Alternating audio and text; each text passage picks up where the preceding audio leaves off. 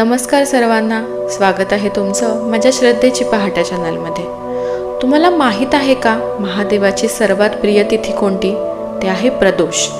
पण या दिवसाशी संबंधित काही अशा गोष्टी आहेत ज्या फार कमी लोकांना ठाऊक असतात। एक आहे पौराणिक कथेनुसार समुद्र मंथनातून निघालेले हलाहल विष महादेवांनी याच प्रदोष काळामध्ये प्राशन केले होते।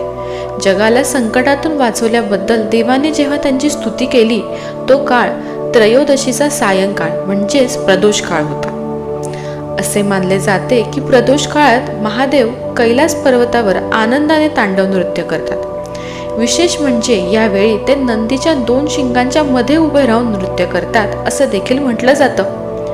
प्रदोषाचे महत्त्व वारानुसार बदलते, जसं की सोमवारी येणारा सोमप्रदोष इच्छापूर्तीसाठी, तर शनिवारी येणारा शनिप्रदोष हा पुत्रप्राप्ती आणि गेलेले ऐश्वर्य परत मिळवण्यासाठी अत्यंत फलदायी मानला जातो। म्हणूनच प्रदोषाच्या दिवशी सूर्यास्तानंतर महादेवाला फक्त एक बेलपत्र अर्पण केल्यानेही मोठा पुण्यलाभ मिळतो।